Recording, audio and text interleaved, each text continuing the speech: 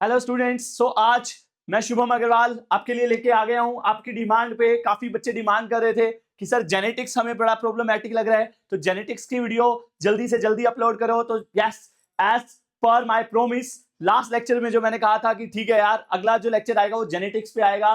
तो जेनेटिक्स का first chapter जो कि है principal of inheritance and variation, वो मैं लेके आ गया हूं। और इसके बाद मोलिकुलर बेसिस और उसके बाद बायोटेक। तो आपकी डिमांड पे उन्हीं चैप्टर्स की वीडियो में लेके आया हूं। तो आइए आज हम बात करेंगे जेनेटिक्स की principal of inheritance and variation. तो सबसे पहले बच्चों, इनहेरिटेंस एंड वेरिएशन इसका मतलब क्या है?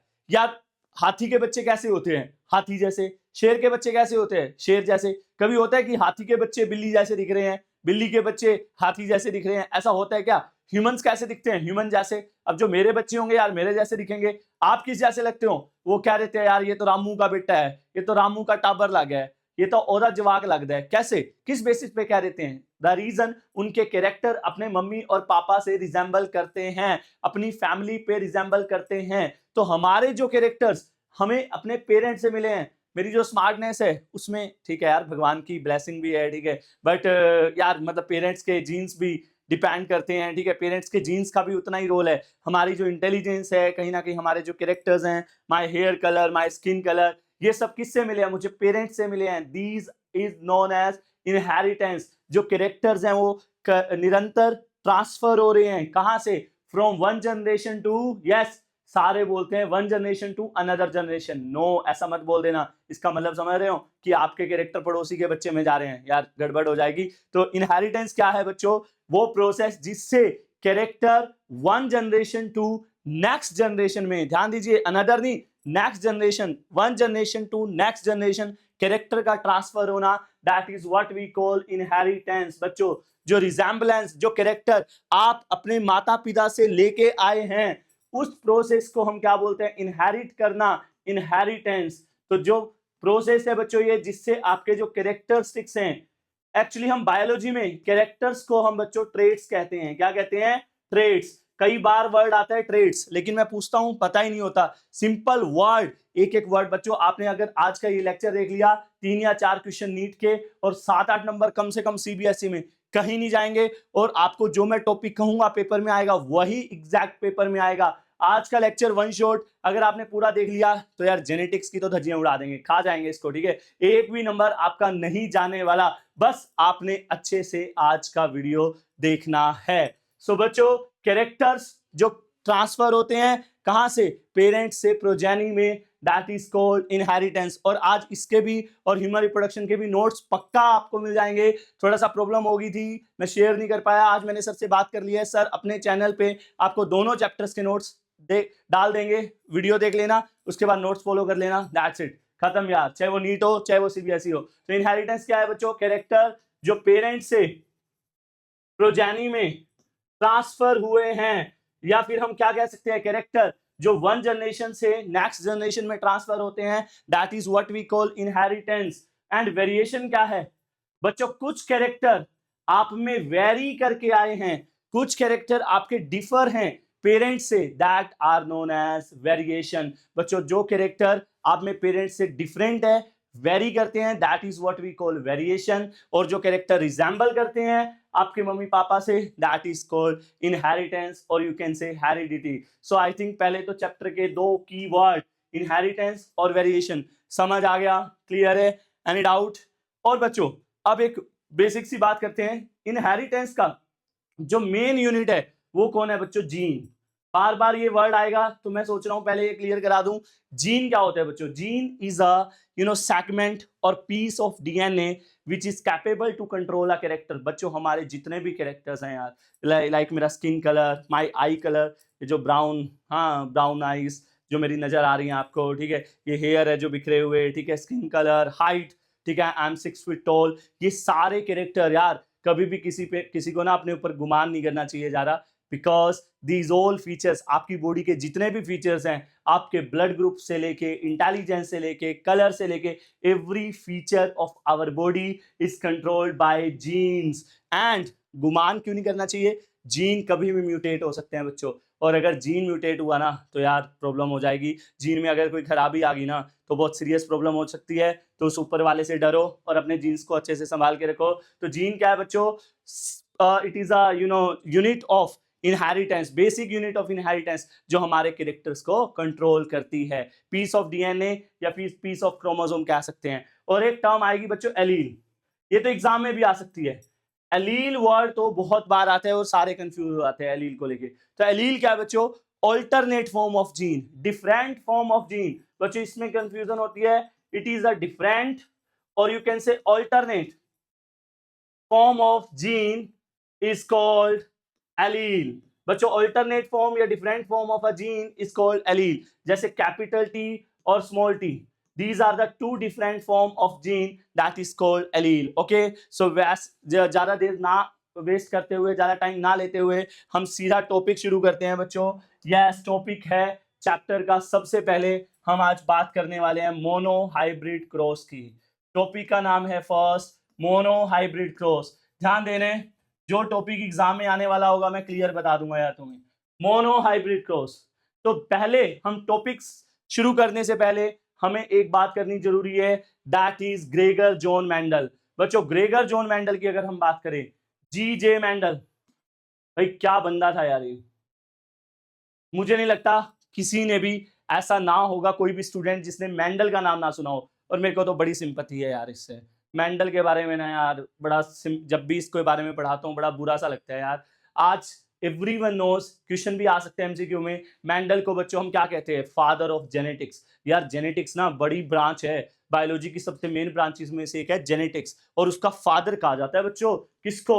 मेंडल को। Mendel is father of genetics बच्चों। लेकिन आपको पता है यार मेंडल को ना जीते जी इस बात की खबर भी नहीं थी कि उसको फादर ऑफ जेनेटिक्स कहा जाता है। हाँ सच में, मतलब मेंडल को नहीं पता था कि वो फादर है यार। उसको किसी ने इतनी रिस्पेक्ट, वो ओरा तवज्जो दी ही नहीं गई बच्चों। वो चिल्लाता चिल्लाता मर गया, वो पूरी दुनिया को बताता मर गया कि यार मेरी सुनो मेरी सुनो, लेकिन उसकी किसी ने सुनी नहीं थी। 1886 के अराउंड उसकी डेथ हो गई थी। बाद में 1900 में उसकी डेथ के काफी सालों बाद 3 साइंटिस्ट ने उसके काम को प्रूव किया था, और उसके बाद लोगों ने मेंडल को फादर ऑफ जेनेटिक्स बोला गया। लेकिन यार इट्स लाइक दैट कि जीते जी हम किसी के बारे में ना गलत बोले जाएं और उसके मरने के बाद उसके बारे में बोले कि यार उससे अच्छा इंसान ही नहीं था, तो क्या फायदा यार, उसको तो पता नहीं ना। तो मेंडल के साथ यार मतलब, बट एक बात बोलूंगा कि हार्ड वर्क करते रहिए, आपको पे ऑफ तो होता ही होता है कभी ना कभी। आपकी मैं मेंडल से सीखना चाहिए यार, मतलब वो होता है ना सोना तो तब तक ही बनता है, इससे ज्यादा कौन तपा होगा। तो एनीवे ज्यादा बात ना करते हुए बच्चों, मेंडल फादर ऑफ जेनेटिक्स। यार इस बंदे ने ना 7 इयर्स एक्सपेरिमेंट किए, 7 इयर्स एक्सपेरिमेंट किए। अपनी जिंदगी के 7 साल बहुत होते हैं यार, 7 साल मतलब यार काफी होते हैं, ठीक है। 7 साल इसने एक्सपेरिमेंट किए बच्चों, 7 ईयर। हर बात से क्वेश्चन आ सकता है, कितने सारे एक्सपेरिमेंट किए थे? 7 इयर्स। कब कब? 1856 टू 63 इसने, ये ड्यूरेशन था उसका एक्सपेरिमेंट करने का। और एक्सपेरिमेंट किए किस पे थे? गार्डन पी प्लांट पे। बच्चों मैं अक्सर बच्चों से पूछता हूं तो सारे कहते हैं पी प्लांट पे किए थे। नहीं, गलत है। जो हम घरों में पी खाते हैं वो वाला पी नहीं था ये गार्डन पी था बच्चों। हम घरों में खाते हैं स्वीट पी, बहुत कम लोगों को पता होता है ये। लेकिन मेंडल ने जो वर्क किया था वो गार्डन पी पे किया था। गार्डन पी का जो साइंटिफिक नेम होता है बच्चों पाइसम सेटाइवम। जो हम घरों में खाते हैं ना वो ये नहीं होता, वो होता है लेथाइरस ओडोरोटस। तो बच्चों पाइसम सेटाइवम, ठीक है। और इसके ऊपर 7 ईयर उसने एक्सपेरिमेंट किए। लेकिन अब सवाल आता है यार 7 साल क्यों भाई? 7 साल मतलब आज ना आपको मेंडल के प्लेस पे रह के सोचना है यार, मेंडल ने 7 साल क्यों दिए यार? 1 साल में बंदा कंक्लूजन पे नहीं पहुंचा क्या? चलो 1 साल नहीं, 2 साल 3 साल, ऐसा भी क्या भाई उसको 7 साल लग गए? तो आइए बात करते हैं हम मेंडल के एक्सपेरिमेंट की, उसको 7 साल क्यों लग गए। उसका आंसर मिलेगा आपको मोनोहाइब्रिड क्रॉस में, यस। और इसमें देखिए पहले तो जो मेंडल का वर्क है, मेंडल का वर्क जो है वो 7 ईयर उसने क्या क्या किया बच्चों। फर्स्ट ईयर में 1856 में उसने क्या किया? प्लांट की हाइट ली, ये क्या है? Stem height, yes. पहले साल उसने क्या किया बच्चों? स्टेम हाइट लिया। मैं एक काम करता हूं, साथ साथ आपको मोनोहाइब्रिड क्रॉस भी लेके चलता हूं। ओके सो मोनोहाइब्रिड क्रॉस में हम देखिए क्या करेंगे। एक्चुअली क्या है, मेंडल ने बच्चों 7 कैरेक्टर लिए थे, ठीक है। पहले साल हाइट ली, क्या लिया? हाइट। एक बार टोल प्लांट लिया और एक शॉर्ट प्लांट लिया। आप देख पा रहे हैं, एक तो उसने क्या किया, टोल प्लांट लिया और एक शॉर्ट प्लांट लिया। अब ये फर्स्ट ईयर की बात है बच्चों, उसने टोल प्लांट की मीटिंग कराई शॉर्ट प्लांट पे, क्रॉस पोलिनेशन कराया यार। तो उसने क्या देखा यार, जितने भी प्लांट आए, आप इसको टीटी को भूल जाओ एक बार, उसको जितने भी प्रोजेनी मिली सारी टोल थी यार, एक पेरेंट पे चली गई दोनों। अब यार इसको समझो तुम, मैं मेंडल ने क्या किया है, फर्स्ट ईयर में क्या किया बच्चों, टोल प्लांट लिया और उसकी मीटिंग कराई ड्वार्फ के साथ, तो इनके जितने भी बेबीज हुए वो सारे टोल आए। जो फर्स्ट जनरेशन आई जिसको उसने नाम दिया F1 जनरेशन, उसमें सारे क्या आए बच्चों, टोल आए। उसका दिमाग खराब हो गया यार कि मतलब दो पेरेंट है यार, बच्चे सारे एक ही पेरेंट पे जा रहे हैं, how is it possible. Next year उसने क्या किया बच्चों, अगली बार उसने सोचा यार मेरे शायद वर्क में ना कोई प्रॉब्लम रही होगी, तो इस बार उसने फ्लावर का कलर कैरेक्टर लिया। क्या लिया, फ्लावर का कलर कैरेक्टर। एक प्लांट ऐसा लिया पी प्लांट ही, जिसपे वायलेट कलर के फ्लावर लगे हुए थे, और एक वो लिया जिसपे व्हाइट कलर के फ्लावर लगे हुए थे। नाउ वायलेट और व्हाइट आपस में जब मीटिंग कराई तो जितने भी प्लांट लगे उन पे सब पे वायलेट कलर के फ्लावर लगे हुए थे। फिर उसका दिमाग खराब हो गया यार। उसने क्या देखा, हर साल उसने एक एक ट्रेट लिया, लेकिन उसने क्या देखा, जो दो कैरेक्टर वो चूज कर रहा था उसमें से एक ही खुद को एक्सप्रेस कर रहा था। अब यार मतलब इट्स लाइक एक गोरा बंदा है भाई, बिल्कुल गोरा व्हाइट, ठीक है, उसकी शादी ना हम बिल्कुल ब्लैक वुमेन से करा दें, मतलब ऐसे ही ब्लैक के अंधेरे में ना दिखे भी ना, मतलब बिल्कुल यार शादी करा दी, प्यार हो गया यार, मतलब opposite charges always attract each other, उनमें हो गया अट्रैक्शन। अब उनके जब बेबी हुए तो बच्चों पहला हुआ वो काला हुआ, दूसरा बच्चा भी ब्लैक हुआ, तीसरा भी ब्लैक हुआ। तो यार जो उसका गोरे वाला पार्टनर है यार, उसको तो बुरा लगेगा ना, मतलब कि एक भी बच्चा गोरा नहीं पैदा हो रहा है यार, सारे बच्चे काले पैदा हो रहे हैं। तो मतलब ऐसा ही मेंडल की स्थिति थी, मेंडल को भी समझ ही नहीं आ रहा था यार, मैं कैरेक्टर तो दो ले रहा हूं लेकिन एक्सप्रेस एक ही कर रहा है। चलो कोई बात नहीं, इसके बाद उसका और दिमाग खराब हुआ बच्चों। उसने क्या किया, जब टोल प्लांट की सेल्फिंग कराई, क्या कराई, सेल्फिंग, तो उसको टोल भी मिले और ड्वार्फ भी। अब और ज्यादा दिमाग खराब हो गया यार उसका, कि जब टोल और ड्वार्फ की मीटिंग करा रहा है तो सिर्फ टोल मिल रहे हैं, लेकिन जब टोल की सिर्फ टोल को आपस में मीटिंग करा रहा है तो टोल भी मिल रहा है और ड्वार्फ भी, तो उसका और ज्यादा दिमाग खराब हो गया। तो इसने 7 ईयर ऐसे एक्सपेरिमेंट करे, सेम रिजल्ट मिलने के बाद उसने पहला टॉपिक दिया बच्चों, कौन सा टॉपिक दिया, मोनो हाइब्रिड क्रॉस। क्या दिया, mono hybrid cross. Mono hybrid cross क्या होता है बच्चों, पहले तो डेफिनेशन, यस डेफिनेशन क्या है बच्चों मोनो हाइब्रिड क्रॉस की, ध्यान से समझना है। मोनो हाइब्रिड क्रॉस को हम डिफाइन कैसे करेंगे, इसकी डेफिनेशन आते ही बाय वन गेट वन है बच्चों। मोनो हाइब्रिड क्रॉस की डेफिनेशन आती ही डाई हाइब्रिड क्रॉस की भी डेफिनेशन आ जाएगी बच्चों। मोनो हाइब्रिड क्रॉस क्या था, the cross between two parents, दो पेरेंट्स के बीच में क्रॉस कराया जो कि एक ही कैरेक्टर में डिफरेंट थे बच्चों। दोनों पी प्लांट है, सारे फीचर्स में सेम है, लेकिन एक ही कैरेक्टर इनमें डिफरेंट होता है, क्या, वो था इनकी हाइट। तो ऐसा क्रॉस बच्चों जो दो पेरेंट्स के बीच में कराया जाए जो कि एक ही कैरेक्टर में डिफरेंट करते हैं, ऐसे क्रॉस को क्या बोलते हैं, mono hybrid cross. What is mono hybrid cross, cross between two parents which are different only in one character, only in one character। और अगर वो एक से ज्यादा कैरेक्टर में डिफरेंट होंगे, सपोज करो दो कैरेक्टर आ गए यहाँ पे, तो वो डाई हाइब्रिड क्रॉस हो जाएगा। तो मेंडल ने पहले 7 ईयर मोनो हाइब्रिड क्रॉस किए बच्चों। उसने टोल और ड्वार्फ प्लांट लिया, टोल को उसने कैपिटल टी से एक्सप्रेस किया, ड्वार्फ को स्मॉल टी से, तो उसको सारे क्या मिले, कैपिटल टी स्मॉल टी, क्या मिले, कैपिटल टी स्मॉल टी, जिसको उसने क्या बोला, F1 जनरेशन। और इसमें फिनोटाइप क्या आया, ऑल वर टोल, सारे प्लांट कैसे मिले, टोल। तो फिर उसने क्या कराई, सेल्फिंग कराई, क्या करवाई, सेल्फिंग, जो हाइब्रिड टोल उसे मिले थे उसकी सेल्फिंग कराई, तो उसको क्या मिला बच्चों, capital T small T, capital T small T. इसकी सेल्फिंग कराने पे क्या मिला उसको, capital T small T 2 times मिला और स्मॉल टी 1 टाइम। तो बच्चों उसको फिनोटाइप क्या मिला आपका 3:1 और जीनोटाइप क्या मिला 1:1। बेसिकली मेंडल ने मोनो हाइब्रिड क्रॉस से, अब ध्यान देना यार, मैं इससे ज्यादा ना तुम्हें मुझे लगता है सिंपल कराने में ज्यादा आएगा। उसने ये टोल है ना, और फिर शॉर्ट प्लांट लिया, तो जब दोनों की मीटिंग कराई तो क्या आया, कैपिटल टी स्मॉल टी। लेकिन जब इसकी सेल्फिंग कराई कैपिटल टी स्मॉल टी की, तो उसको F2 जनरेशन मिली। F2 जनरेशन में क्या मिला, capital T small T, capital T small T, तो ये आ गई बच्चों F2 जनरेशन। अब इसमें मैं ये वहां से क्यों नहीं सेल्फ क्यों करा रहा हूं, ताकि कई बच्चों को फिनोटाइप जीनोटाइप में कंफ्यूजन होती है, वो क्लैरिटी मिल जाए कि फिनोटाइप जीनोटाइप क्या होता है। तो फिनोटाइप क्या होता है बच्चों, फिजिकली फिजिकली कैपिटल टी जो है वो डोमिनेट कर रहा है, क्या कर रहा है, डोमिनेट।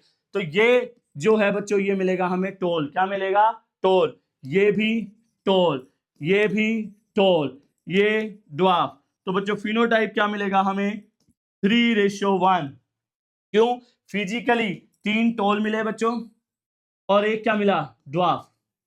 और जीनोटाइप क्या मिला, कैपिटल टी कितनी बार है, 1 time, capital T small T 2 time, small T 1 time. ये क्या मिला बच्चों, जीनोटाइप। कैपिटल टी एक बार, कैपिटल टी स्मॉल टी 2 बार और स्मॉल टी 1 टाइम। ओके, ये हो गया जीनोटाइप बच्चों।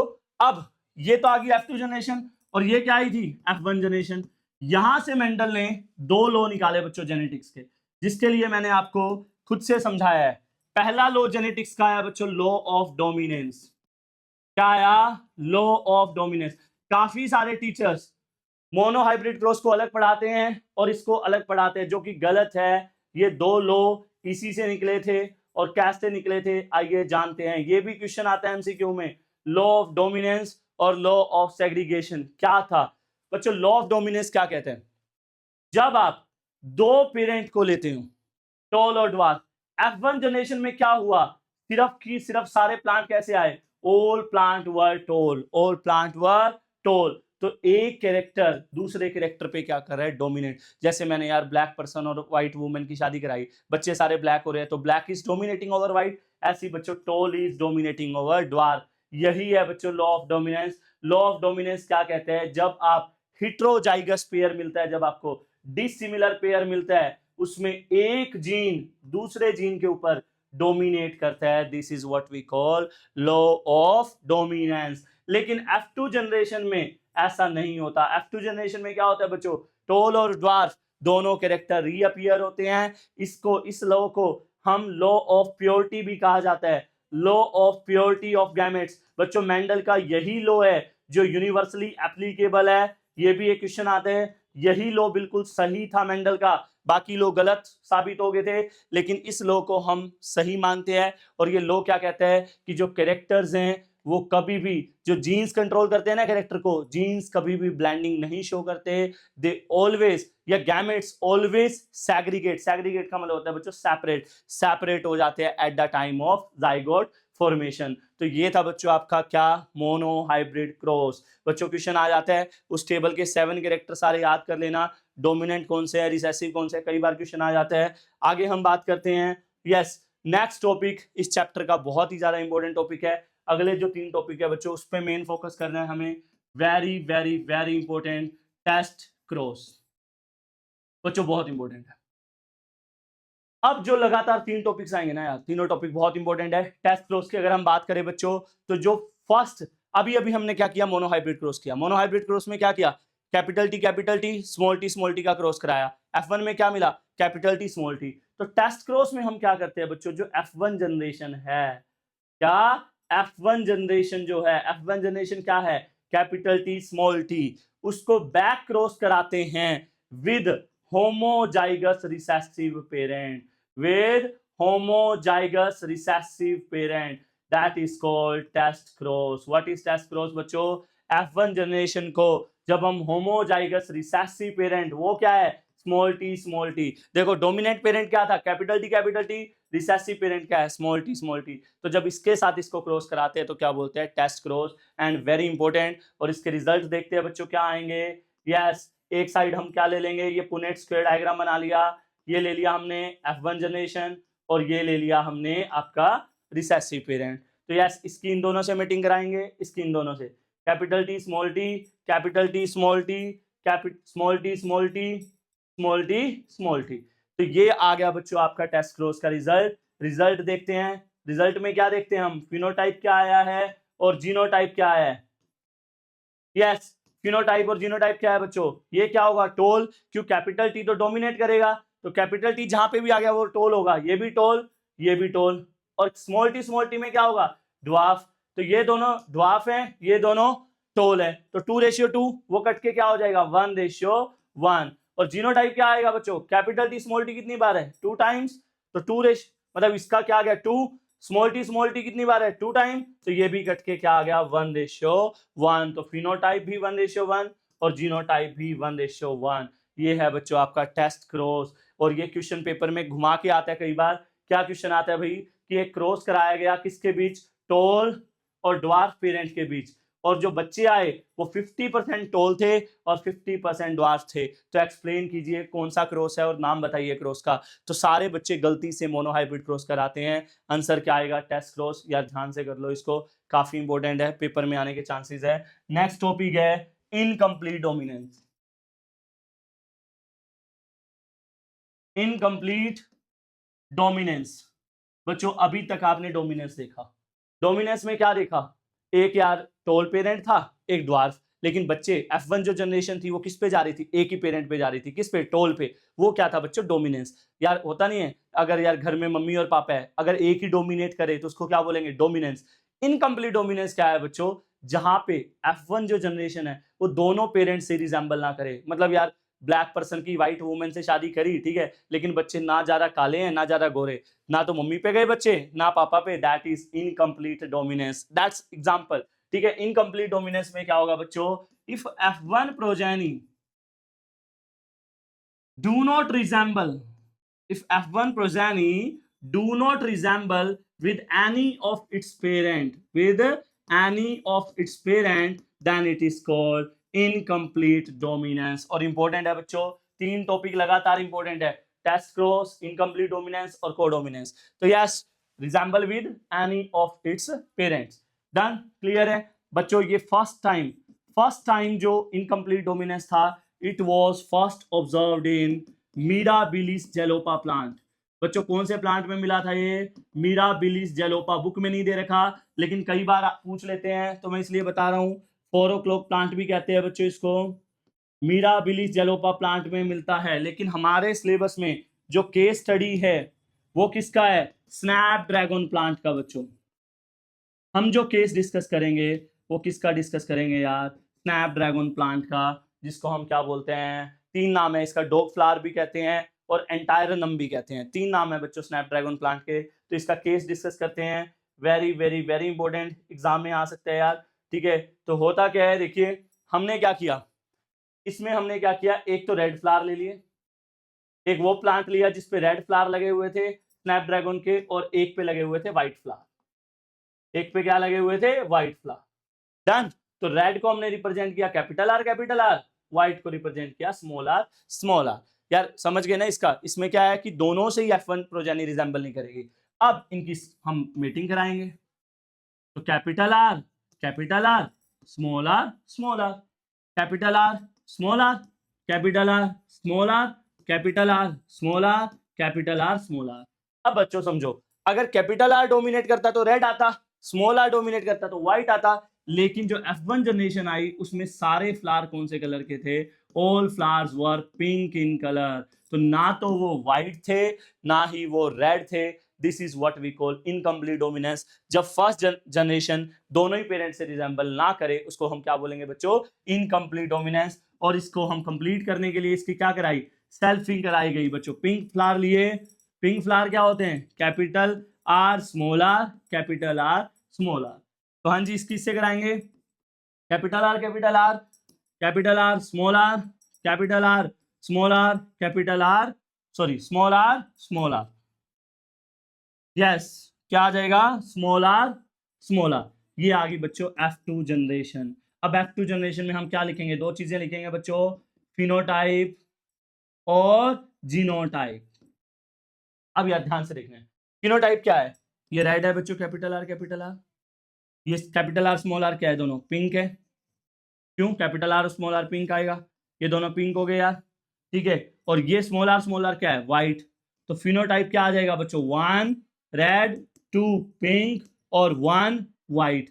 और जीनोटाइप क्या है बच्चों, कैपिटल आर कितनी बार है, 1 time, capital R small R कितनी बार है, 2 टाइम, और स्मॉल आर कितनी टाइम है, 1 टाइम। तो बच्चों ये ऐसा क्रॉस है, ये भी इंपॉर्टेंट क्वेश्चन है यार, पेपर में आता है कि कौन से क्रॉस का फिनोटाइप और जीनोटाइप दोनों सेम होता है। इंपॉर्टेंट है यार, इनकम्प्लीट डोमिनेंस केस स्टडी सारा कुछ पेपर में आने के बहुत ज्यादा चांसेस हैं। तो इससे अगला टॉपिक यार, पता है ये जो 3 टॉपिक्स है ना, तीनों टॉपिक में ना फाइट रहती है कि मैं आऊंगा पेपर में, वो कहता है मैं आऊंगा, वो कहता है मैं। कौन, टेस्ट क्रॉस, इनकम्प्लीट डोमिनेंस और कोडोमिनेंस। तो आइए बात करते हैं हम अगले टॉपिक की, और बहुत ही ज्यादा इंपॉर्टेंट टॉपिक की, को डोमिनेंस। बच्चों 3 टॉपिक है लगातार।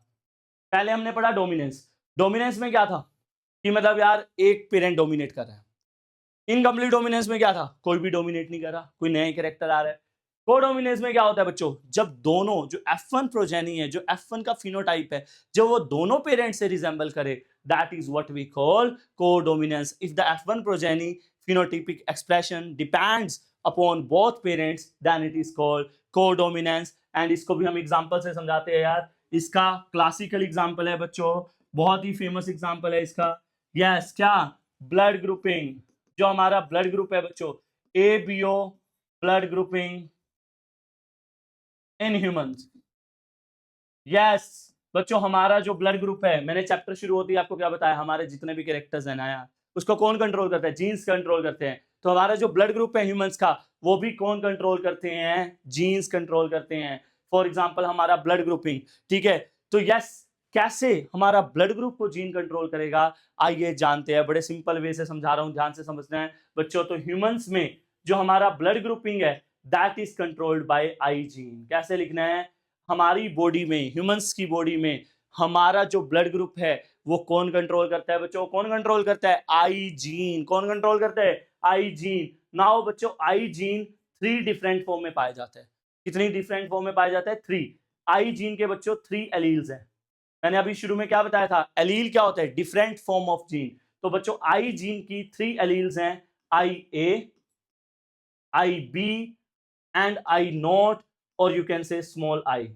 बच्चों ज्यादातर जीन्स में क्या होता है, ज्यादातर क्या होते हैं, एक जीन के 2 ही एलील होती है, लेकिन इस जीन के कितने एलील है, 3 एलील्स हैं। I A, sorry, I A, I B and small I.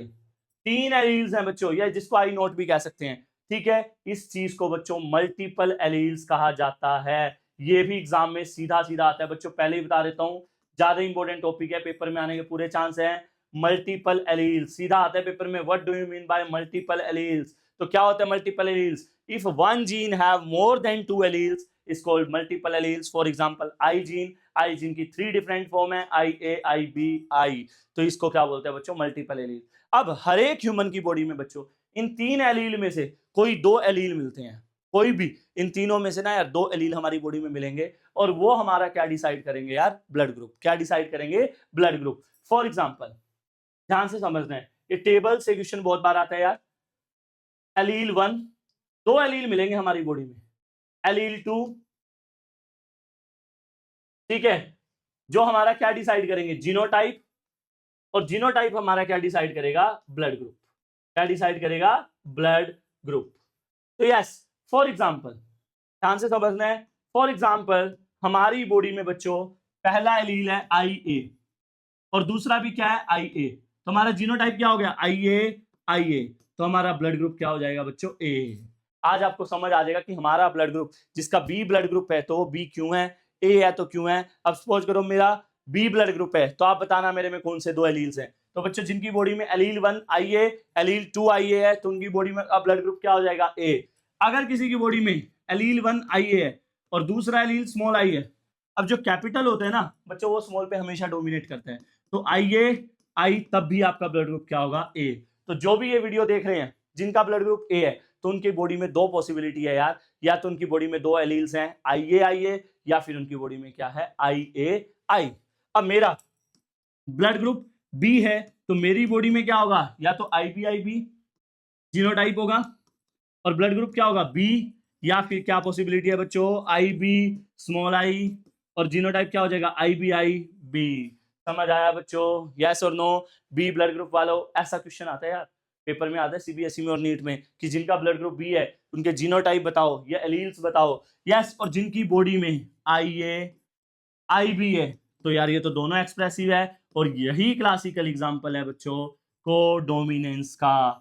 I A, I B is a classical example of codominance. इसमें बच्चों ये 2 केसेस में क्या दिख रहा है आपको, डोमिनेंस दिख रहा है, लेकिन यहाँ पे कोडोमिनेंस देखने को मिलता है कौन से ब्लड ग्रुप में, ए बी ब्लड ग्रुप में। और अगर आपकी बॉडी में दोनों ही रिसेसिव फॉर्म है बच्चों, तो यस आपका ब्लड ग्रुप क्या हो जाएगा, O. So this is how your blood group is control. एक न्यूमेरिकल भी है, वो क्वेश्चन प्रैक्टिस करवाऊंगा प्रिंसिपल ऑफ इनहेरिटेंस की, कि इससे आप पता लगा सकते हो इस टॉपिक से कि मम्मी का ब्लड ग्रुप अगर ये है और पापा का ये है तो आपको पता लग जाएगा कि आपके बच्चों का ब्लड ग्रुप क्या होगा। और वही होगा बच्चों, अगर कोई ब्लड ग्रुप वेरी कर रहा है ना तो आपके बच्चे मतलब कुछ भी हो सकता है यार। मतलब आप ऑलरेडी, आई मीन टू से, अगर आपको पता है आपका ब्लड ग्रुप ये है और आपके पार्टनर का ब्लड ग्रुप ये है तो आप ऑलरेडी डिटरमाइन कर सकते हैं कि हाँ यार मेरा जो बच्चा होगा, मेरे जो बेबीज होंगे, उनका ब्लड ग्रुप यही रहेगा, इसके अलावा नहीं हो सकता। उसकी प्रैक्टिस में अलग से करा दूंगा, बिकॉज प्रैक्टिस में यहाँ पे ज्यादा टाइम लग जाएगा।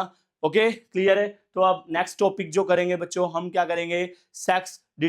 सो आइए बात करते हैं अब chromosomal mechanism of sex determination की। बच्चों अगर सेक्स डिटर्मिनेशन की हम बात करते हैं तो क्या होता है यार, बहुत सारे फैक्टर है जो सेक्स को डिटरमाइन करते हैं। जैसे हमारा तो 10th क्लास में हम पढ़ चुके हैं यार कि female have X X and male have X Y. भाई ये जो लड़का लड़की है ना यार, हमारी सोसाइटी में ना अक्सर फीमेल को क्रिटिसाइज किया जाता है, ये ना बड़ी गलत है यार।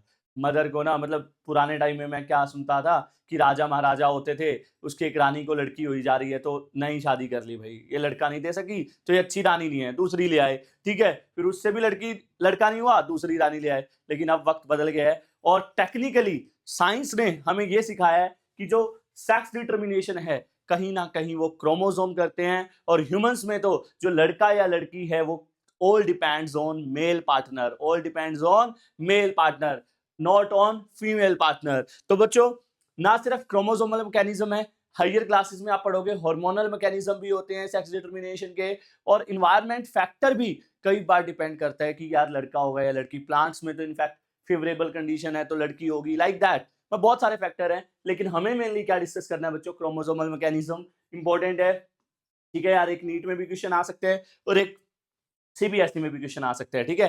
कैसे आएगा क्लियर बता दूंगा मैं तुम्हें। इसमें मैं ना दो टॉपिक को एक्सप्लेन करूंगा आपको। पहला टॉपिक है मेल हिट्रोगैमी। बच्चों देखो वर्ड्स तो तोड़ने हैं यार। मेल का मतलब क्या होता है, सबको पता है यार मेल, ठीक है। हेट्रो का मतलब क्या होता है, डिफरेंट। गैमी का मतलब है गैमेट्स। तो बच्चों मेल हिट्रोगैमी क्या होता है, प्रेजेंस ऑफ, देखो खुद बता रहे हैं वो, हमें नहीं याद करना। प्रेजेंस ऑफ, हेट्रो का मतलब डिफरेंट, गैमेट और कौन से, मेल। तो presence of different male gametes is called male heterogamy. बच्चों अगर मेल गैमेट डिफरेंट हो तो उसको हम क्या बोलते हैं, male heterogamy. For example everyone knows humans के अंदर क्या होता है बच्चों, ह्यूमंस के अंदर अगर हम फीमेल गैमेट की बात करें और मेल गैमेट की बात करें तो फीमेल में क्या होता है एक्स एक्स क्रोमोसोम और मेल में क्या होता है x Y.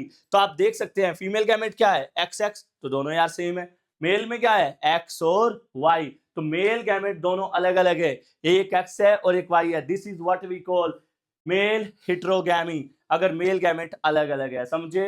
Another example is Drosophila. बच्चों ड्रोसोफिला क्या होता है, कई सोच रहे होंगे पता नहीं यार कहाँ से आ गए, कहीं दूसरे प्लेनेट पे तो नहीं रहता। नहीं, आप सबने देखा हुआ है यार, मतलब जो फ्रूट्स, अगर आप कोई भी फ्रूट शॉप पे जाएंगे तो उस पे मक्खियां भिन रही होंगी बड़ी बड़ी, they are called fruit fly and scientifically they are called Drosophila. बच्चों ड्रोसोफिला में क्या होता है, X X and X Y similar बच्चों ह्यूमंस में, और ड्रोसोफिला में X X X Y condition पाया जाता है। फीमेल में सेम होता है, मेल में डिफरेंट। बच्चों सबसे इंपॉर्टेंट है ग्रास ओपर का यार, ग्रास ओपर का केस सबसे ज्यादा इंपॉर्टेंट है, पेपर में आ सकते हैं। एक ग्रास ओपर और एक बर्ड्स बहुत इंपॉर्टेंट है। तो ग्रास ओपर में भी बच्चों एक्स एक्स ही होता है फीमेल में, लेकिन male have X O. Yes, तो ये तीनों केस किसके होंगे, मेल हिट्रोगैमी के। क्यों है ये मेल हिट्रोगैमी के केस, क्योंकि बच्चों इन तीनों केसेस में मेल गैमेट्स आर डिसिमिलर। यार सीधी सी बात है, अगर मेल गैमेट अलग होंगे तो मेल हिट्रोगैमी, और दूसरा केस क्या है, फीमेल हिट्रोगैमी। अब मेरे को डेफिनेशन बताने की नीड नहीं है, आपको समझ ही गए होंगे, खुद बता रहे हैं यार। फीमेल हिट्रोगैमी, हिट्रो मतलब डिफरेंट, गैमी मतलब गैमेट्स। बच्चों इसका क्लासिकल एग्जांपल है, बड़ा इंपॉर्टेंट है यार, बर्ड्स।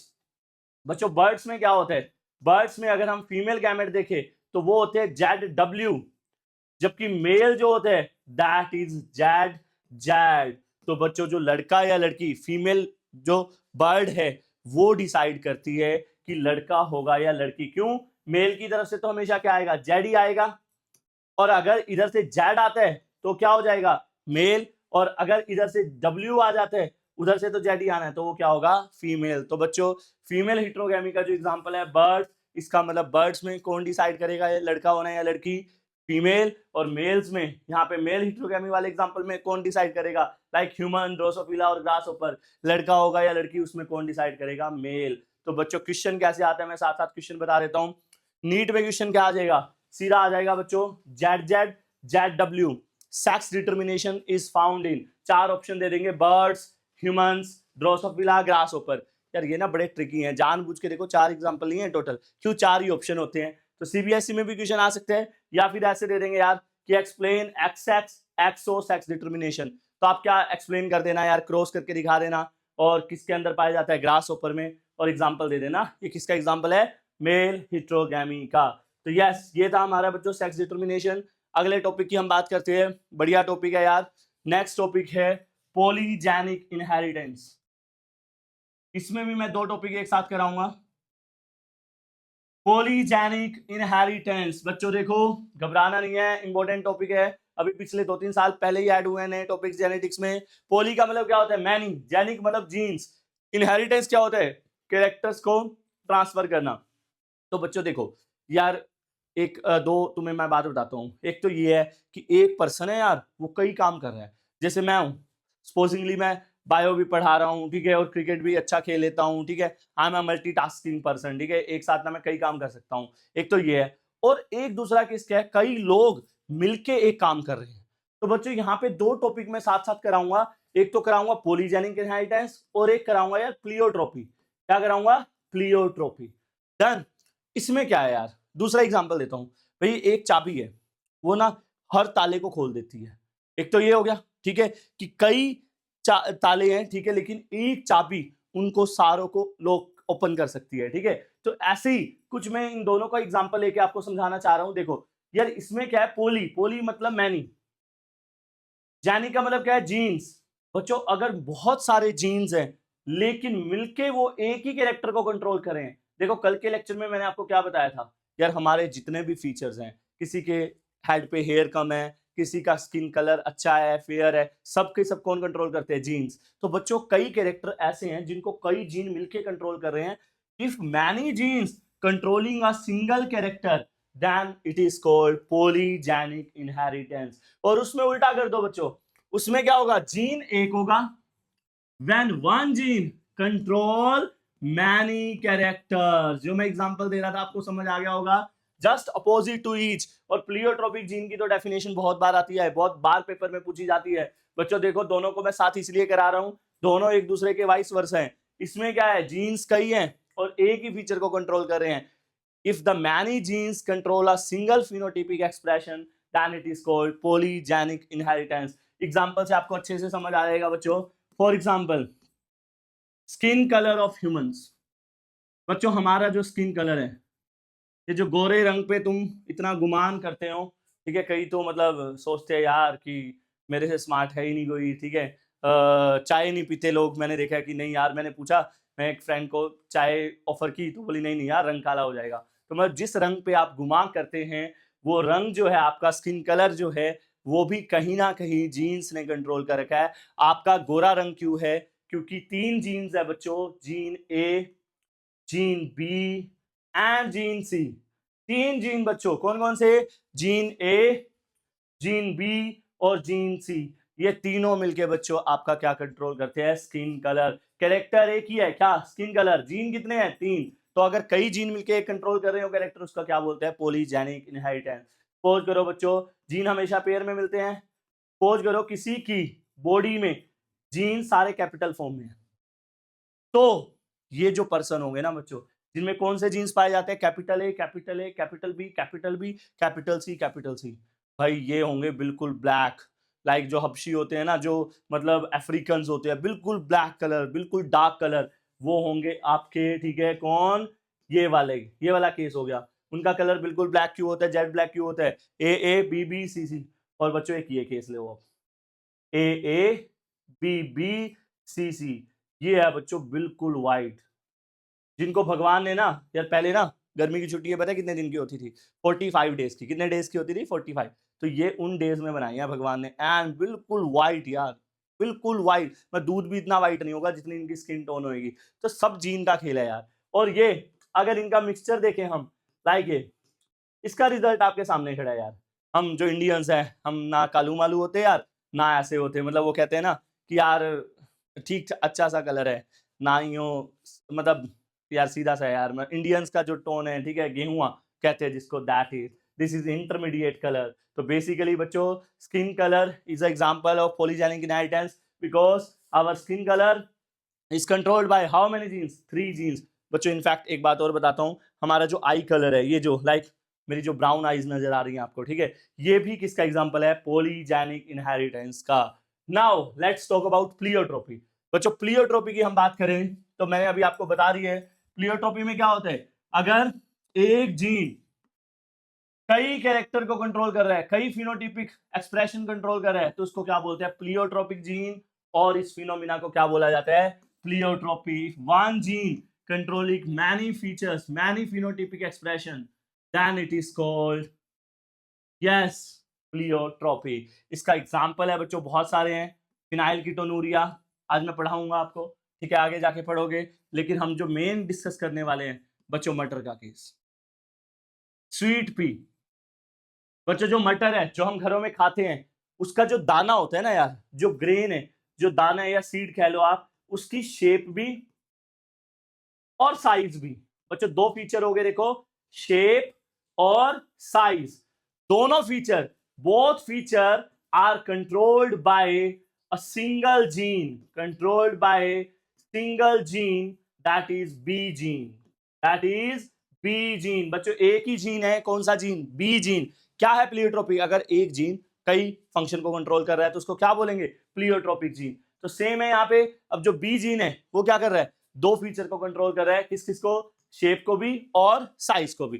तो कैसे कंट्रोल कर रहा है, आइए जानते हैं। यस बच्चों देखो, मैं जैसे कि बता रहा हूं कि सीड की शेप भी और साइज भी, दोनों को कौन कंट्रोल कर रहा है? B gene. कैसे? इस टेबल से बच्चों घुमा के कई बार क्वेश्चन आते हैं। सपोज करो, देखो जीन हमेशा पेयर में मिलते हैं। अब आपने ना आज जाके, मटर का सीजन चल रहा है यार, घरों में मटर होंगे, आज तुम्हें समझ आएगा कि यार अच्छा इस मटर का दाना जो है वो छोटा है, तो उसमें कौन से जीन है। आज जाके मम्मी को बताना है अपने कि मम्मी आपको पता है इसमें कौन से जीन है। देखो अगर पी प्लांट में बच्चों जीन कौन सी फॉर्म में है? कैपिटल बी, दोनों कैपिटल फॉर्म है, तो उसकी शेप पता है कैसी होगी? राउंड। यार अपने शेप तो राउंड ही मिलेगी, ज्यादातर आपको ये दोनों केस ही मिलेंगे जो हम घरों में मटर खाते हैं। तो शेप तो कैसी होगी बच्चों? राउंड। लेकिन सीड का जो साइज होगा लार्ज होगा, उसमें स्टार्च अच्छी खासा ही होगी। तो अगर अच्छा खासा मोटा मटर निकल रहा है ना, तो ये मत समझो कि वो अच्छी जगह से आया है, उसके जीन्स बढ़िया थे। उसमें कौन से जीन्स हैं? Capital B. और अगर मटर में कौन से जीन है? Capital B small B.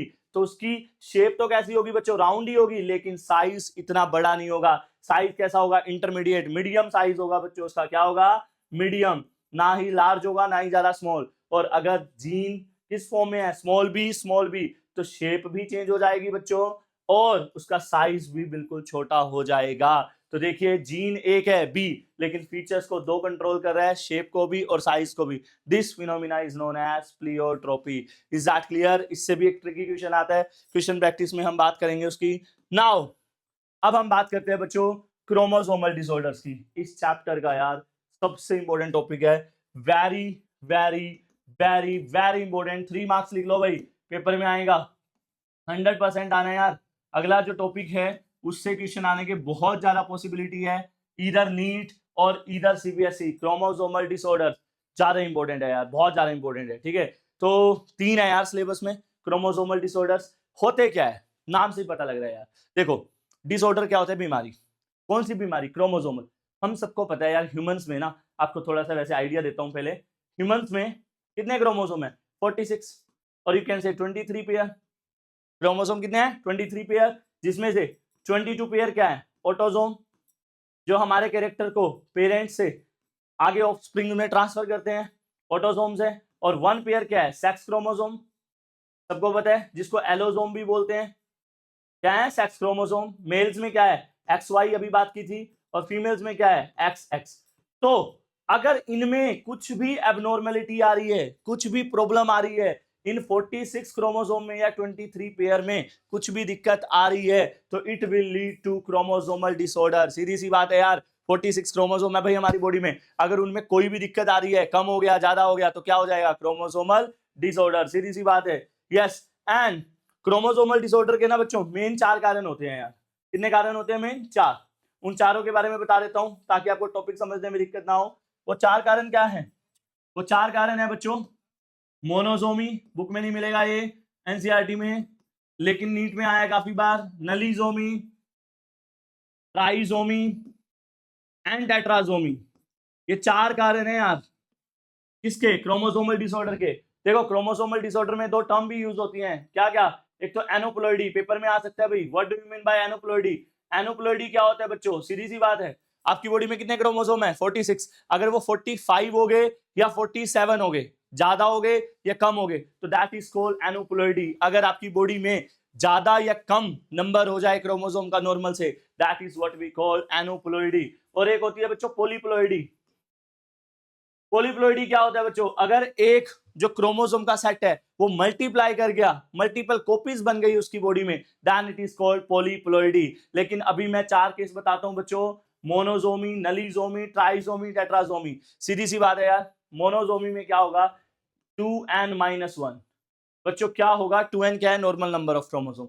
-1 अगर एक क्रोमोसोम आपकी बॉडी में डिलीट हो गया, एक क्रोमोसोम आपकी बॉडी में कम है, then it is called monosomy and it will results into number of chromosome how many?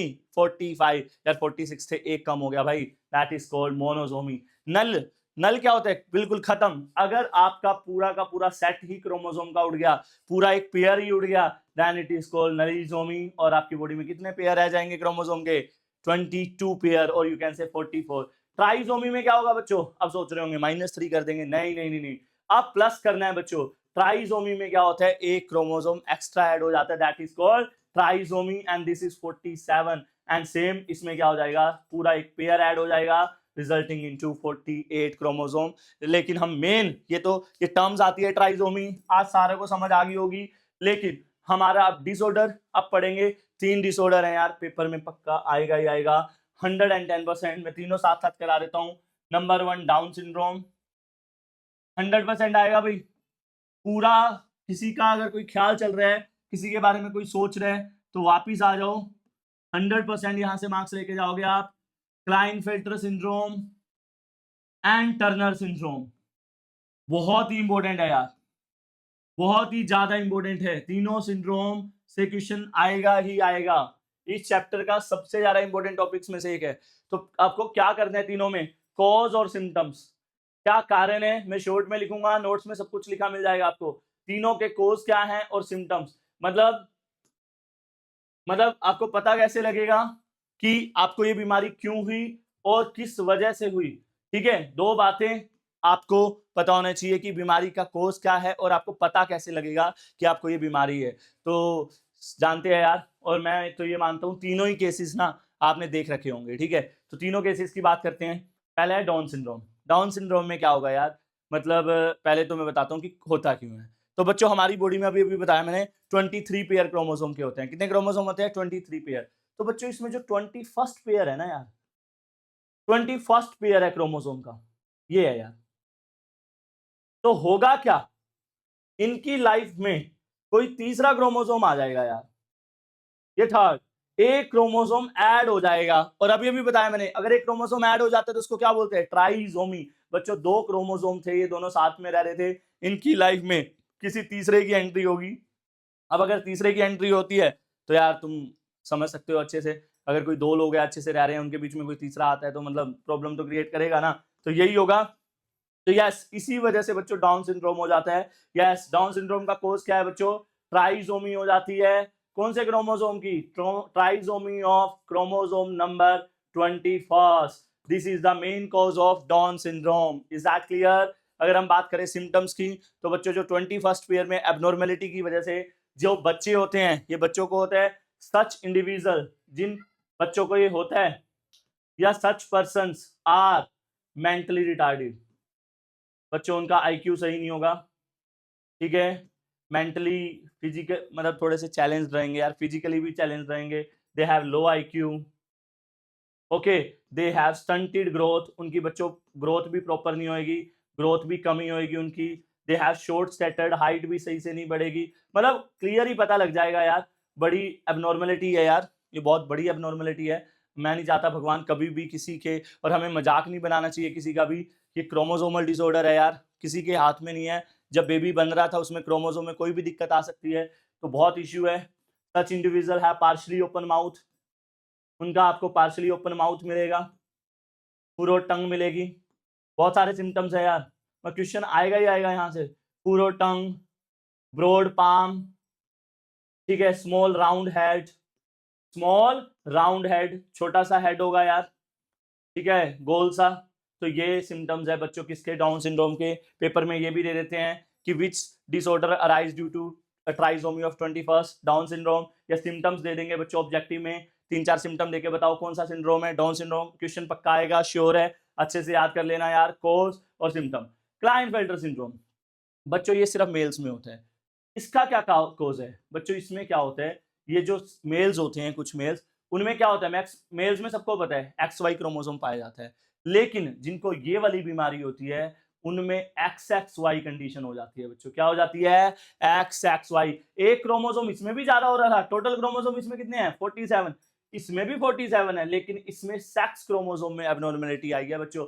दोनों में ट्राइसोमी हुई है, लेकिन यहाँ पे सेक्स क्रोमोसोम की ट्राइसोमी हुई है X।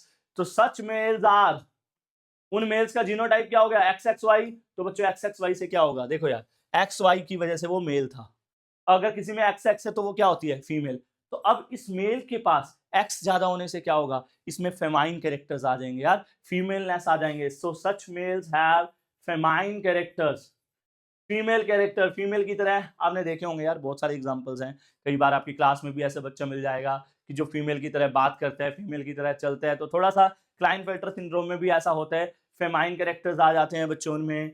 गायनेकोमेस्टिया बड़ा मेन सिम्टम है यार, गायनेकोमेस्टिया। गायनेकोमेस्टिया में क्या होता है बच्चों, डेवलपमेंट ऑफ ब्रेस्ट, मेल्स में ब्रेस्ट का डेवलपमेंट हो जाता है, ठीक है, किसके केस में, आपका क्लाइनफेल्टर सिंड्रोम के केस में गायनेकोमेस्टिया देखा जा सकता है बच्चों, ठीक है। सच मेल्स आर स्टेराइल यार, उनको बेबीज नहीं होंगे, ठीक है, फेमाइन कैरेक्टर्स होंगे उनमें, गायनेकोमेस्टिया, ये सब चीजें हो जाएंगी, मस्कुलाइन डेवलपमेंट, ये सब चीजें किसमें देखी जा सकती है बच्चों, क्लाइनफेल्टर सिंड्रोम में। अब अगर हम बात करें टर्नर सिंड्रोम की, तो बच्चों टर्नर सिंड्रोम में क्या होगा, ये गर्ल्स में होता है, इट अकर इन फीमेल्स। तो फीमेल्स में क्या होगा बच्चों, इसमें मोनोजोमी होगी, इसमें जो एक्स क्रोमोसोम था ना यार, क्या था, एक्स क्रोमोसोम, लेकिन ये एक एक्स क्रोमोसोम डिलीट हो जाएगा बच्चों, एक्स 0 हो जाएगी कंडीशन, एक एक्स क्रोमोसोम एब्सेंट हो जाता है कुछ फीमेल्स में, and it leads to Turner syndrome. Turner syndrome का कारण समझ आया, अगर एक क्रोमोसोम फीमेल में एक्स क्रोमोसोम कम हो जाएगा तो it leads to Turner syndrome. और इन फीमेल्स का कैसे पता लगेगा बच्चों, सिम्टम्स की अगर हम बात करें तो यार सच फीमेल्स आर स्टेराइल, उनको भी बेबीज नहीं होती, ठीक है। They have poorly developed sexual characters. Poorly developed sexual character का मतलब होता है बच्चों सेकेंडरी सेक्सुअल कैरेक्टर्स, मतलब कि पुअरली डेवलप्ड ब्रेस्ट, ठीक है, रूडिमेंट्री ओवरीज, ओवरी भी सही से डेवलप नहीं होंगी, ओके। तो इन सारे फीचर से हमें पता लग जाएगा कि टर्नर सिंड्रोम है, पेपर में आने के बहुत ज़्यादा चांस है यार, तीनों डिसऑर्डर बहुत अच्छे से कर लेना। Is that clear? So now we are moving to, ये तो थे क्रोमोसोमल डिसऑर्डर, अब हम बात करेंगे बच्चों मेंडेलियन डिसऑर्डर्स की, वो भी इंपॉर्टेंट टॉपिक है। चैप्टर की फिनिशिंग की तरफ हम बढ़ रहे हैं। मेंडेलियन डिसऑर्डर, फिर हम लिंकेज, रिकॉम्बिनेशन, और हम किसकी बात करेंगे, क्रोमोसोमल थ्योरी की। बस तो आइए बात करते हैं मेंडेलियन डिसऑर्डर्स। बच्चों अभी तक हमने क्या पढ़ा, क्रोमोसोमल डिसऑर्डर। क्रोमोसोमल डिसऑर्डर में क्या हो रहा था यार, पूरा का पूरा क्रोमोसोम या तो भाग गया या फिर कोई एक्स्ट्रा आ गया, दोनों ही केस क्रिटिकल है यार। डाउन सिंड्रोम, टर्नर सिंड्रोम, सारे खतरनाक है।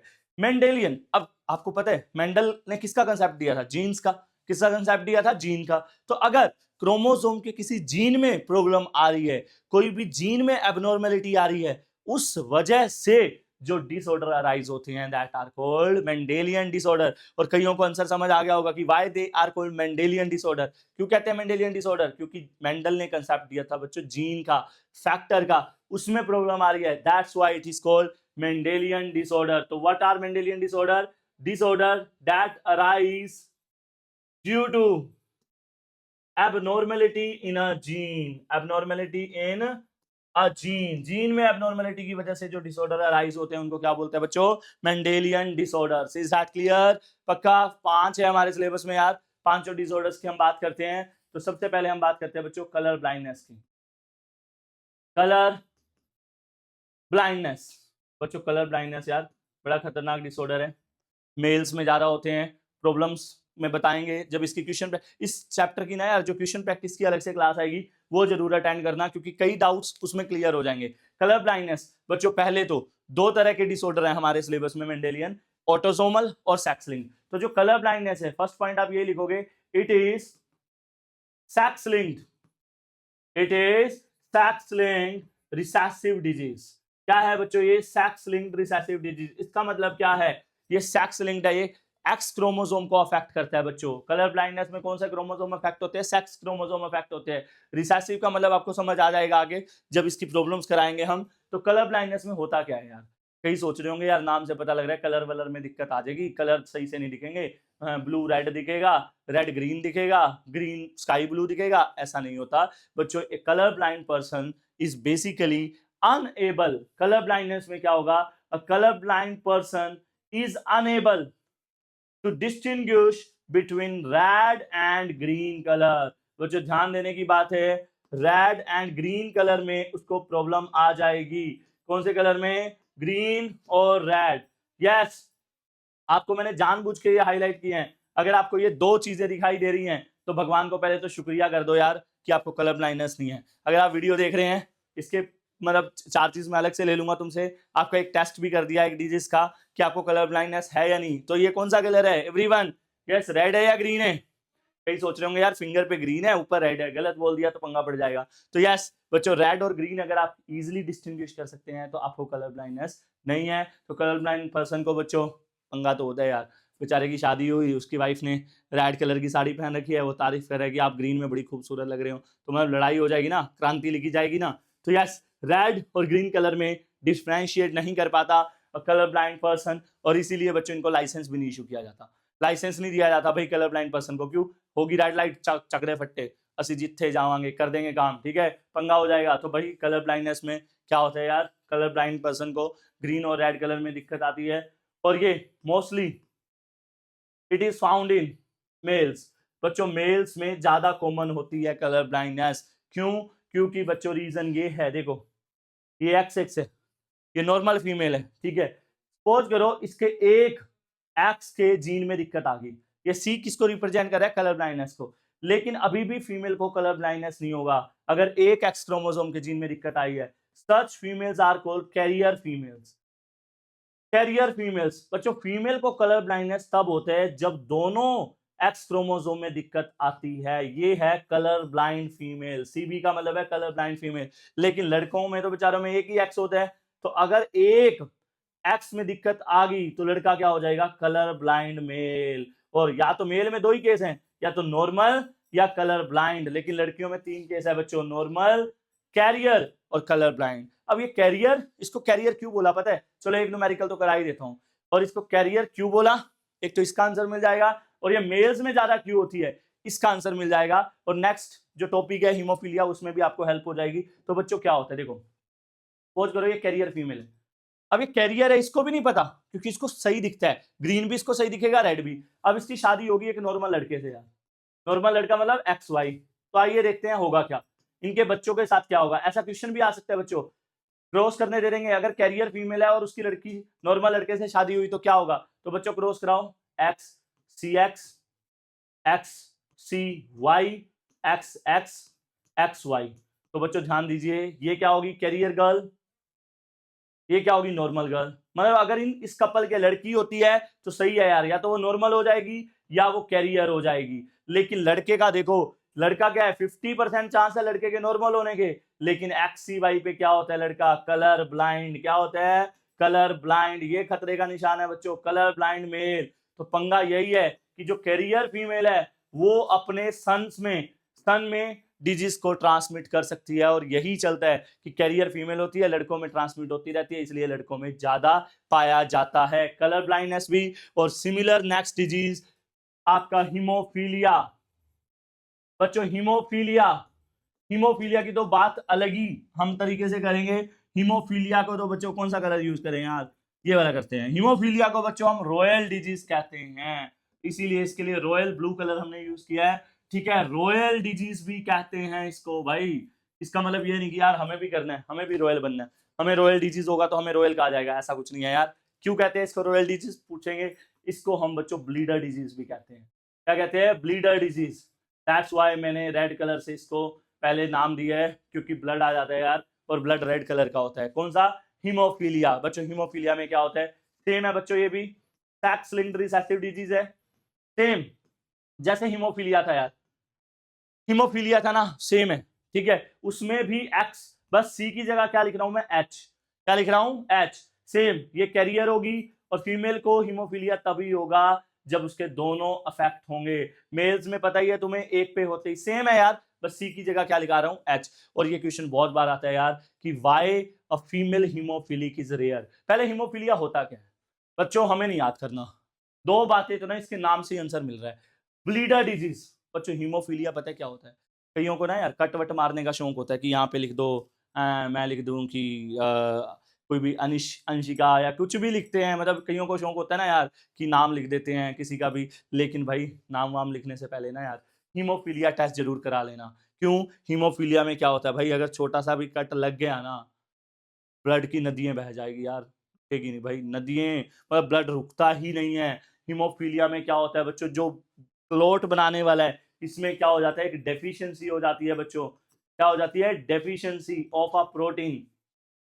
प्रोटीन का नाम नहीं दे रखा बुक में, लेकिन मैं बता देता हूं, AHG, एंटी हीमोफिलिक ग्लोबुलिन की उसकी कमी हो जाएगी, जिसकी वजह से बच्चों body is unable to clot, body is unable to form clot.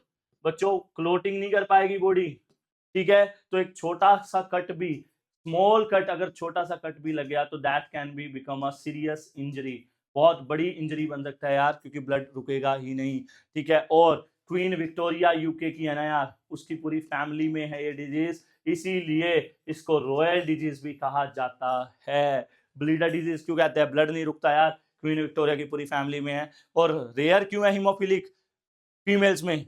क्यों है पता है? अगर लड़की को हीमोफीलिया कब होगा? जब उसके दोनों मम्मी पापा में, दोनों में कोई प्रॉब्लम होनी चाहिए। लेकिन लड़कों को बेचारे को अगर कैरियर फीमेल भी है ना तो भी हो जाएगा। तो यार कलर ब्लाइंडनेस और हीमोफीलिया दोनों ही लड़कों में ज्यादा पाए जाते हैं। चलिए अब जो डिसऑर्डर्स करेंगे हम, वो तीनों ही ऑटोसोमल रिसेसिव डिसऑर्डर्स होंगे। तो थर्ड डिसऑर्डर्स की अगर हम बात करें, तो थर्ड डिसऑर्डर क्या है हमारा? यहाँ पे हम पढ़ेंगे अब सबसे पहले PKU, phenyl ketonuria. Phenyl ketonuria, PKU। क्या नाम है यार? PKU। PKU, फिनाइल कीटोनूरिया, खतरनाक बीमारी है यार। ये जो बीमारी है ये कैसी है? Autosomal recessive disease. कौन सी बीमारी है ये? Autosomal recessive disease. क्या है ये? ऑटोसोमल रिसेसिव डिजीज है बच्चों, ऑटोसोमल रिसेसिव डिजीज है यार। मतलब PKU में क्या होगा, ध्यान से समझना, मतलब इसमें क्या होगा भाई, बड़ी खतरनाक है यार। इसमें भी ना दिमाग खराब हो जाता है भाई, और किडनी विडनी में ना प्रॉब्लम आ जाती है। होता क्या है चलिए बताता हूँ। इसमें क्या होता है बच्चों, in this disease deficiency of an enzyme.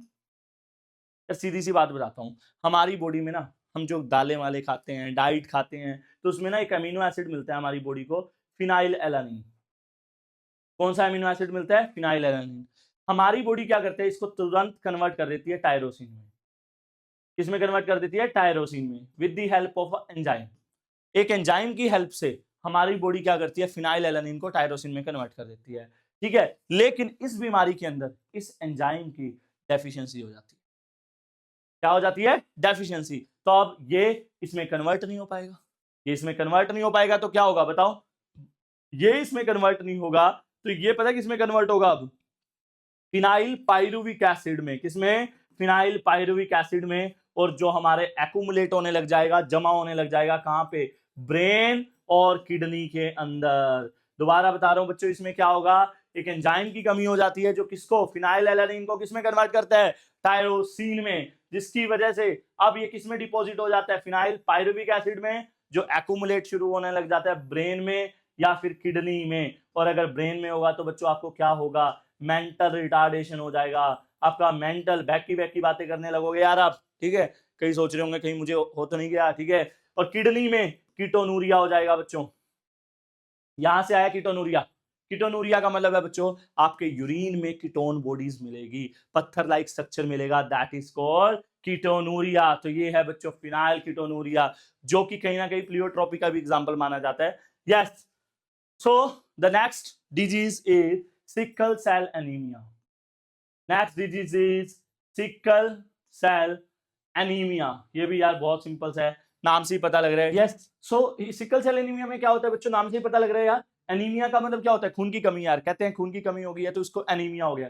Sickle cell anaemia में क्या होगा बच्चों, देखो ये भी यार पहली बात तो ना, सिकल सेल एनीमिया, ठीक है, फिनाइल कीटोनूरिया और थैलेसीमिया, तीनों ही यार ऑटोसोमल रिसेसिव डिजीज है। एक साथ कर लो, ये भी ऑब्जेक्टिव में आ सकता है कि कौन सा डिजीज ऑटोसोमल रिसेसिव नहीं है, तो कलर ब्लाइंडनेस और आपका वो हिमोफीलिया वो सेक्स लिंक्ड है, और बाकी तीनों डिजीज कौन से ऑटोसोमल है, सारे रिसेसिव। तो इसमें क्या होता है बच्चों, नाम से ही पता लग रहा है, देखो इसमें क्या होता है यार, इसमें ना एक्चुअली ना सब्स्टिट्यूशन हो जाता है, म्यूटेशन हो जाता है। क्या हो जाता है, म्यूटेशन। म्यूटेशन क्या होता है बच्चों, सडन चेंज। सडन चेंज आ जाएगा डीएनए में, कहां पे, 6th पोजीशन पे। कहां पे चेंज आएगा, म्यूटेशन का मतलब है चेंज आ जाएगा कहां पे, 6th पोजीशन पे। किसकी, बीटा ग्लोबिन चेन की। बच्चों हमारा हीमोग्लोबिन दो तरह की चेन से बना होता है, अल्फा चेन और बीटा चेन। तो जो बीटा ग्लोबिन चेन है हीमोग्लोबिन की, उसकी 6th पोजीशन पे चेंज आ जाएगा। क्या होगा बच्चों, जो जीएजी है, एक ही जगह एक्चुअली बेस सब्स्टिट्यूशन हो जाता है, यहां पे चेंज आ जाता है। जीएजी की जगह क्या हो जाएगा बच्चों, जीयूजी हो जाएगा। जहां पे जीएजी था वहां क्या हो जाएगा, जीयूजी।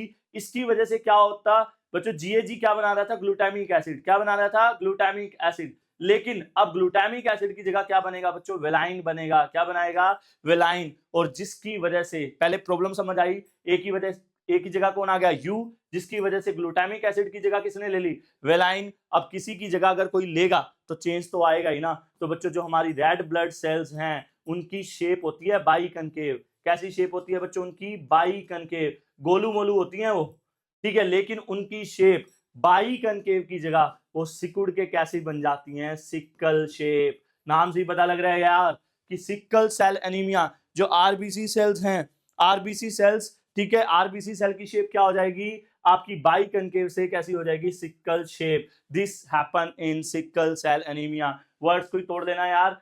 सेल, सेल मतलब आरबीसी, उनकी शेप कैसी होगी, सिकल शेप। मतलब ऐसी शेप होती है आरबीसी की, लेकिन उनकी शेप ऐसी बन जाएगी। This happen in sickle cell anaemia. And the last and final disorder is very important one, thalassaemia. कौन सा है, थैलेसीमिया। बच्चों थैलेसीमिया, गर्ल्स का तो ना जिंदगी में कभी ना कभी थैलेसीमिया टेस्ट होगा। कब होगा, नॉर्मली भी हो सकता है यार। मैं आपको बताता हूँ थैलेसीमिया क्या होता है। कोई बच्चा है यार, या कोई लड़की है, उसका एचबी चेक किया, 9 ग्राम आया, ठीक है। उसने कहा शुभम सर आपका कितना है, मैंने कहा 17 ग्राम। करिए आज से ना मैं भी हीमोग्लोबिन बढ़ाऊंगी। उन्हें भाई गाजर का जूस का पीना शुरू कर दिया पूरा, आयरन टेबलेट्स खाई। 1 महीने बाद उसने एचबी चेक कराया, पहले कितना था 9 ग्राम, लेकिन अब चेक कराया 7 ग्राम ही रह गया यार उसमें, ठीक है। तो उसने फिर और मेडिसिन खाई, फिर चेक कराया, फिर 7 ग्राम ही, तो उसका बढ़ ही नहीं रहा। तो डॉक्टर ने उसे बोला कि आपको थैलेसीमिया हो सकता है। पर जो थैलेसीमिया में क्या होता है यार, आप चाहे जो मर्जी डाइट खा लो, इसमें क्या होता है, अल्फा और बीटा ग्लोबिन चेन है जो हीमोग्लोबिन की, उनका प्रोडक्शन ही रिड्यूस हो जाता है यार, उनका सिंथेसिस ही नहीं हो पाता, वो मशीन ही खराब हो जाती है। क्या होता है, अल्फा या बीटा ग्लोबिन चेन हीमोग्लोबिन की बनना ही कम हो जाती है। आपकी बॉडी में हीमोग्लोबिन बनेगा ही नहीं। क्यों नहीं बनेगा, क्योंकि हीमोग्लोबिन बनाने वाले जो जीन है उसमें कोई प्रॉब्लम आ गई है। This happen in thalassaemia. मैंने आपको बताया कौन सा डिजीज है, ये भी ऑटोसोमल रिसेसिव डिजीज है। यस, तो अब सीधी सी बात है यार, अगर अल्फा चेन में प्रॉब्लम आएगी तो उसको हम बोलेंगे अल्फा थैलेसीमिया। दो तरह का होता है यार अल्फा थैलेसीमिया, सॉरी थैलेसीमिया दो तरह का होता है, alpha thalassaemia and beta thalassaemia. Paper में आ सकते हैं।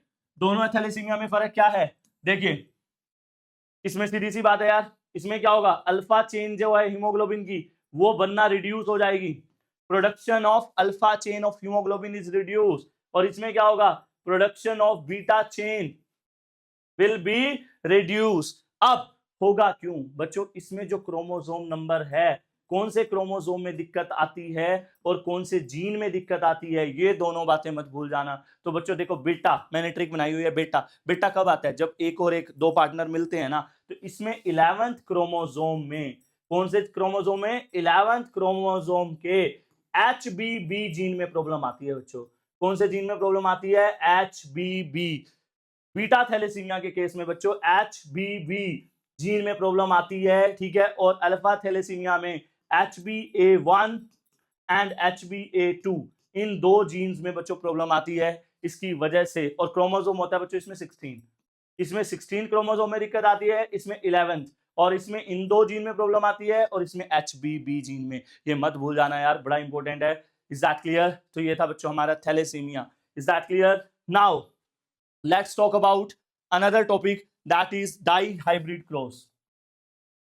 यार ये ना 10th क्लास का टॉपिक है, आपको ऑलरेडी आता होगा, लेकिन फिर भी हम इसको डिटेल में डिस्कस करते हैं। मैंने आपको मोनो हाइब्रिड क्रॉस कराया था थोड़ी देर पहले। डाई हाइब्रिड क्रॉस क्या है मैंने डेफिनेशन तभी बता दी थी। मोनो हाइब्रिड क्रॉस क्या था? The cross between two parents which are different in one character. इसमें 2 कैरेक्टर कर दोगे, क्या करेंगे? Cross between two parents which are different in 2 character, which are different in 2 character. जो 2 कैरेक्टर में डिफरेंट है उसको हम क्या बोलेंगे बच्चों? Dihybrid cross. आपको मैं पिक्चर दिखा रहा हूं डाई हाइब्रिड क्रॉस, तो 10th क्लास में भी पढ़ा होगा आपने। Yes, this is dihybrid cross. Dihybrid cross की अगर हम बात करें तो आप देख सकते हैं इसमें क्या करा, ये भी मेंडल ने किया था बच्चों। क्या करते हैं इसमें? हमने क्या किया, गार्डन पी प्लांट लिया जिसके हमने राउंड और येलो सीड्स ले लिए। क्या ले लिए? राउंड और येलो सीड्स ले लिए, ठीक है, आपको देख रहे हैं। और एक प्लांट वो ले लिया जिसके रिंकल्ड और ग्रीन सीड्स थे, इसको हमने R R capital Y Y, small R small Y Y, तो दोनों के गैमेट्स बनाए, और गैमेट्स बना के क्या करा दिया? क्रॉस करा दिया। तो हमारे पास ये पॉसिबिलिटी आ गई बच्चों। इसका हमें जो F2 जनरेशन है, देखो F1 जनरेशन में तो क्या होगा, गार्डन पी में क्या होता है, एक ही पेरेंट खुद को एक्सप्रेस करता है। मोनो हाइब्रिड क्रॉस में भी क्या हुआ था, जब टोल और ड्वार्फ लिया तो टोल खुद को डोमिनेट कर रहा था। इसमें भी यही होगा बच्चों, जब राउंड और येलो सीड लिया और उसकी मीटिंग कराई रिंकल और ग्रीन के साथ, तो इस पेरेंट ने डोमिनेट किया। F1 जनरेशन में हमें सिर्फ एक ही कैरेक्टर मिला, round and yellow. Round yellow ने भाई डोमिनेट कर दिया रिंकल्ड एंड ग्रीन पे। सारे प्लांट हमें क्या मिले डाई हाइब्रिड क्रॉस में? क्या मिले डाई हाइब्रिड क्रॉस में? सारे प्लांट हमें कैसे मिले बच्चों? Round and yellow. Now F2 generation में बच्चों, F2 जनरेशन का तुम्हें बताया था मैंने, फिनोटाइप भी याद रखना है और जीनोटाइप भी। तो फिनोटाइप सबको याद होता है यार, 9331। अभी मैंने एक एग्जाम में डाला था, इसमें सारे फंसते हैं जीनोटाइप में, तो जीनोटाइप में भी नहीं फंसना यार, ठीक है। मैं ट्रिक बताता हूँ इसका तुम्हें। इसका क्या करना है तुम्हें? 1 to 1 बच्चों, 1 to 1 था मोनो हाइब्रिड क्रॉस का जीनोटाइप, क्या था? 1 to 1। लेकिन अब हम किसका करना है यार? डाई हाइब्रिड क्रॉस का। तो 1 to 1 को दोबारा लिख दो यार एक बार और, 1 to 1, और बीच में 1 to 1 के इनको प्लस कर दो। 1 to 1 का डबल कर दो। 1 का डबल क्या होता है? 2, 2 का डबल क्या होता है? 4, और 1 का डबल क्या होता है? 2। तो यस, 1 to 1, 2 for 2, 1 to 1, ये क्या हो गया बच्चों? इसका जीनोटाइप। तो इज दैट क्लियर बच्चों? डाई हाइब्रिड क्रॉस के बेसिस पे उसने एक लॉ दिया था, लॉ ऑफ इंडिपेंडेंट असॉर्टमेंट। यार ये नहीं याद होता, कई बच्चों की प्रॉब्लम आती है कि सर ये लॉ क्या कहता है, ये नहीं समझ आता।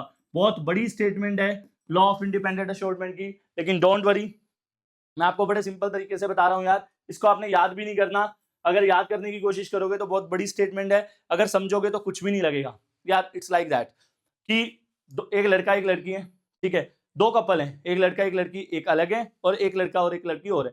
तो वो दोनों ना बार में गए, ठीक है, डिस्क में गए, सपोज करो डांस वांस करने गए, पार्टी करने गए। तो अब 2 लड़के हैं 2 लड़की हैं, ठीक है, लेकिन वो 2 कपल हैं। तो बट अंदर जब गए तो एक लड़के को ना अपने वाली लड़की जो जिसके साथ वो गया था उससे ज्यादा दूसरी लड़की के साथ अट्रैक्शन होगी। तो उसने क्या किया, वो उस लड़की के साथ डांस करने लग गया। तो अब जो लड़की उसके साथ आई थी वो लड़की क्या सोचेगी कि यार ये क्या कर रहा है, और वो लड़का भी अकेला खड़ा है जिसके वाली उसके साथ डांस कर रही है। तो वो दोनों क्या करेंगे कि अगर वो दोनों साथ में डांस कर सकते हैं, हम भी एक आपस में डांस कर लेते हैं। तो ऐसा ही होगा ना, यही बच्चों लॉ ऑफ इंडिपेंडेंट असॉर्टमेंट है। लॉ ऑफ इंडिपेंडेंट असॉर्टमेंट क्या कहता है यार? ये जो 9331 था ये क्या था? 9 हमें क्या मिलते हैं? राउंड येलो, ठीक है। 3 क्या मिलते हैं? राउंड ग्रीन, और 3 क्या मिलते हैं? रिंकल्ड और येलो, और 1 क्या मिलता है? Wrinkled green. तो अब ये देखो, राउंड येलो तो किस पे चले गए? ये अपने इस पेरेंट पे चले गए। रिंकल्ड ग्रीन किस पे चले गए? इस पेरेंट पे चले गए। लेकिन इनको देखो यार 3 वालों को, अब राउंड किसके साथ चला गया? ग्रीन, लेकिन राउंड हमने किसके साथ लिया था? येलो। तो बेसिकली क्या हुआ, राउंड किसके साथ चला गया? ग्रीन के साथ, और रिंकल किसके साथ चला गया? येलो के साथ। यही है बच्चों लॉ ऑफ इंडिपेंडेंट असॉर्टमेंट। ये क्या कहता है? जब आप 2 कैरेक्टर के बीच में क्रॉस कराते हैं, 2 कैरेक्टर मतलब सीड के कलर भी अलग है और शेप भी अलग है। तो जब दो कैरेक्टर के बीच में क्रॉस कराते हैं तो एक कैरेक्टर दूसरे पे डिपेंड नहीं करता। राउंड येलो पे डिपेंड नहीं करेगा, राउंड ग्रीन के साथ भी जा सकता है और फिर येलो भी उस पर डिपेंड नहीं करेगा, येलो रिंकल के साथ भी जा सकता है। बच्चों यही है लॉ ऑफ इंडिपेंडेंट असॉर्टमेंट कि जब कोई हम क्रॉस दो या दो से ज्यादा कैरेक्टर के बीच में कराते हैं तो एक कैरेक्टर दूसरे पे डिपेंड नहीं करेगा खुद को एक्सप्रेस करने के लिए। ये था बच्चों आपका लॉ ऑफ इंडिपेंडेंट असॉर्टमेंट और ये भी सही नहीं था, यूनिवर्सली एप्लीकेबल नहीं था, इसीलिए finally linkage and recombination. Last topic है बच्चों लिंकेज एंड रिकॉम्बिनेशन और ये टॉपिक ना यार महाभारत है।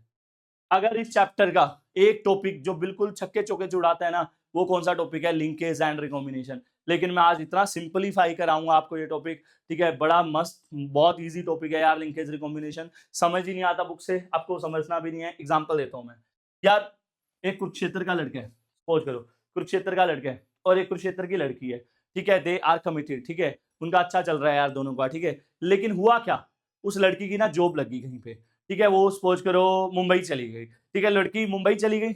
अब हुआ क्या, डिस्टेंस आ गई ना, पहले तो कुरुक्षेत्र में मिलते रहते थे वो, लेकिन अब लड़की कहाँ चली गई, बॉम्बे चली गई, ठीक है, तो अब उनकी बातें कम होने लगी, क्यों, डिस्टेंस बढ़ गई। तो अब वो जो क्लोजनेस थी ना यार उनमें वो धीरे धीरे कम होती जाएगी। जैसे यार एक भाई बहन है साथ में रहते हैं, उनको ऐसा लगता है कोई भी दिन इनके बिना ना कट नहीं सकता, लेकिन भाई अगर बाहर चला गया कहीं पे तो अब वो वैसी ही आदत पड़ जाएगी। क्या होगा उसके बिना, मतलब जब डिस्टेंस बढ़ती है ना यार तो रिश्तों में जब दूरियां बढ़ती हैं, एक मैं लाइन बोलता होता हूँ, रिश्तों में दूरियां जितनी ज्यादा होंगी वो उतने ही कम क्लोज होंगे, सीधी सी बात है यार, उतना ही प्यार घटेगा। तो यही लिंकेज एंड रिकॉम्बिनेशन है बच्चों, सीधी सी बात है यार, आपका घर है ये, ठीक है, आपका किसके साथ लिंक ज्यादा है, अपने साथ वाले घर के या 3 गली छोड़ के साथ वाले घर के साथ ज्यादा लिंक है ना यार। तो सीधी सी बात है, इट्स ऑल अबाउट डिस्टेंस यार, ऑल अबाउट डिस्टेंस। जितनी डिस्टेंस कम होगी, ये दोनों घर साथ में है और एक घर यहां बना हुआ है, तो इनका लिंकेज ज्यादा होगा। सीधी सी बात है यार, लिंकेज एंड रिकॉम्बिनेशन डिपेंड करता है डिस्टेंस बिटवीन जीन्स पे। किस पे डिपेंड करता है, जीन्स के बीच की डिस्टेंस पे। तो बच्चों जो लिंकेज होता है याद रखना, जितना लेस होगा क्या, distance between genes, more will be linkage, more will be linkage. और जितना डिस्टेंस ज्यादा होगा, मोर डिस्टेंस होगा, उतना ही लेस होगा क्या, लिंकेज। रिकॉम्बिनेशन के केस में उल्टा होगा बच्चों, रिकॉम्बिनेशन में क्या होगा, recombination is directly proportional to distance between genes. वो इनवर्सली प्रोपोर्शनल है बच्चों और ये डायरेक्टली प्रोपोर्शनल है, जितना डिस्टेंस बढ़ेगा उतना ही रिकॉम्बिनेशन ज्यादा होगा। फॉर एग्जांपल मैं आपको ये बताता हूं, देखो ये क्रोमोसोम है यार, एक ये क्रोमोसोम है, ठीक है जी, तो हो है क्या, मैं जीन्स दिखा रहा हूं, एक ये जीन्स है और एक ये केस है।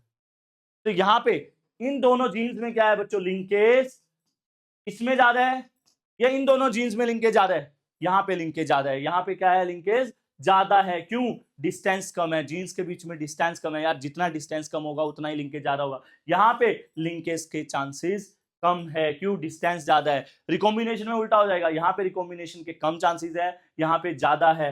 और बच्चों ये बात समझ ली तो आपने ये पूरा कंसेप्ट समझ लिया। फॉर एग्जांपल आपकी बुक में ये पिक्चर्स देखने को मिलेगी, ठीक है, इस पिक्चर से बड़े परेशान होते हैं यार सारे, ठीक है, लेकिन परेशान नहीं होना आपको, ठीक है। इसको देखो, इसमें क्या दे रखा है, यही दिखा रखा है बच्चों। क्या किया, मॉर्गन ने ड्रोसोफिला लिया।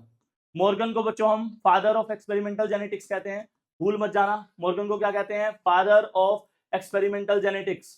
वेरी वेरी वेरी इंपॉर्टेंट, इसी ने क्रोमोसोमल थ्योरी को प्रूव किया था। बच्चों दो बातें याद रखना, क्रोमोसोमल थ्योरी किसने दी थी, सुटोन एंड बोवरी ने, सुटोन एंड बोवरी ने क्रोमोसोमल थ्योरी दी थी 1902 में। और लेकिन उस थ्योरी को प्रूव किसने किया था, इस थ्योरी को टीएच मॉर्गन ने। प्रूव किसने किया था, टीएच मॉर्गन ने, ड्रोसोफिला के ऊपर एक्सपेरिमेंट करके। तो ड्रोसोफिला का उसने क्या किया यार, सीधी सी बात है बच्चों, इस क्रॉस में क्या दिखाया गया है, इसमें देखो वाई और डब्ल्यू जीन पास है, इसमें वाई और डब्ल्यू जीन पास में है, ठीक है। यहाँ पे लिंकेज देखो कितना है, 98.7%। क्यों इतना लिंकेज क्यों है, सीधी सी बात है यार, जीन बहुत ही ज्यादा पास में है, जीन क्या है, बहुत ज्यादा पास में है। लेकिन दूसरा जो केस लिया है, यहाँ पे जीन थोड़ा दूर हो गए हैं, तो यहाँ पे देखो लिंकेज कितना है 62.8% और रिकॉम्बिनेशन कितना है 37। बच्चों इस क्रॉस में ये दिखाया गया है जीन जितने पास में होंगे लिंकेज ज्यादा होगा, और जीन दूर होते जाएंगे तो लिंकेज कम होता जाएगा।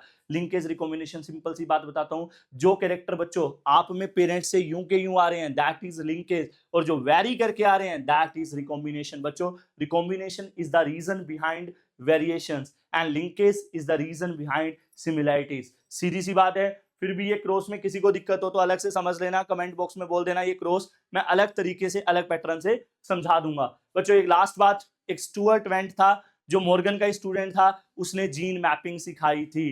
तो ये था बच्चों आपका principal of inheritance and variation.